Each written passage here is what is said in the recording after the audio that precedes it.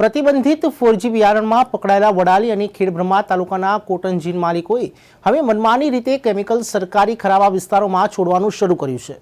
જે કામની એમને મંજૂરી નથી એ કામ જીપીસીબીના આશીર્વાદ હેઠળ તેઓ છૂટથી કરી રહ્યા છે। જોઈએ આ ખાસ અહેવાલ।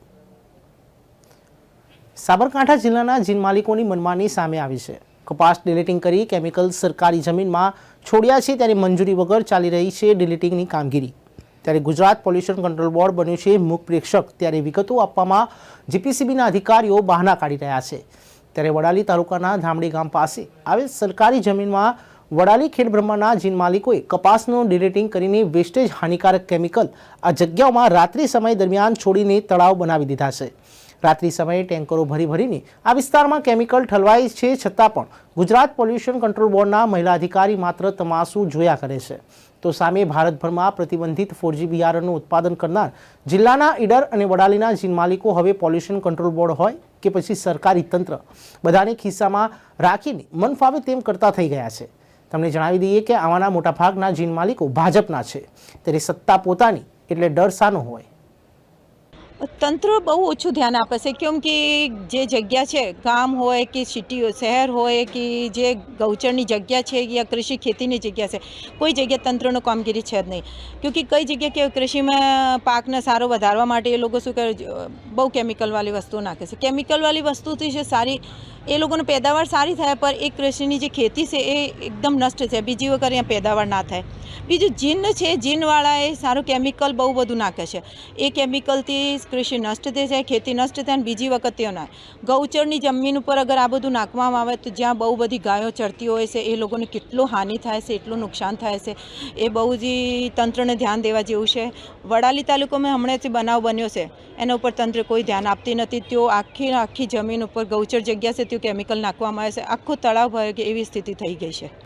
વહીવટી તંત્રને જે સમય ઉપર રોકવું જોઈએ, એના ઉપર સખ્ત એક્શન લેવું જોઈએ, લેકિન એ કોઈ ધ્યાન આપતો નથી, કોઈ જાતો નથી ત્યાં, કોઈ જોતા નથી, જેમ ચાલે છે એમ ચાલે છે। જો વાત કરીએ કપાસના ડિલીટિંગની તો સાબરકાંઠા જિલ્લા પોલ્યુશન કંટ્રોલ બોર્ડના મહિલા અધિકારી નેહલબેન પાસે આની વિગતોમાં માંગતા તેઓ જાણે જીન માલિકોને બચાવવાના મૂડમાં આવી ગયા હોય ત્યારે માહિતી મેળવવા લેખિત અરજી આપવી પડશે કહી હાથ ઊંચા કરી દીધા। નોંધનીય છે કે સાબરકાંઠા જિલ્લાના માત્ર 2 જ જીન માલિકોને ડિલીટિંગની મંજૂરી છે, પરંતુ વડાલી પંથકમાં મોટાભાગના જીન માલિકો મન ફાવે તેમ કેમિકલનો ઉપયોગ કરી સરકારના નિયમોનો છેડ ઉડાડી રહ્યા છે, તો સાથે સાથે સરકારી જમીનોને નુકસાન કરી રહ્યા છે। ત્યારે આ બાબતે ગામડી ગામના તલાટી કમ મંત્રીને પૂછતા તેમણે કંઈક આવું જણાવ્યું।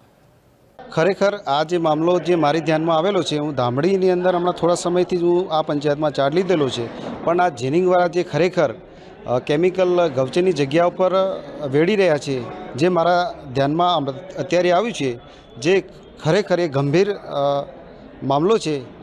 પણ મારા ધ્યાનમાં આજે આવ્યું છે ત્યારે હું ગમે ત્યારે રાત્રે પેટ્રોલિંગ કરીને પણ આના ઉપર ગેરકાયદેસર જે પણ કાર્યવાહી થતી હશે નોટિસ આપી અને હું કાર્યવાહી 100% કરીશ। ત્યારે ભાજપ સાથે સંકળાયેલા હોવાથી જિલ્લાનું તંત્ર પણ આવા લોકો સામે ઘૂંટણિયા ટેકવે છે।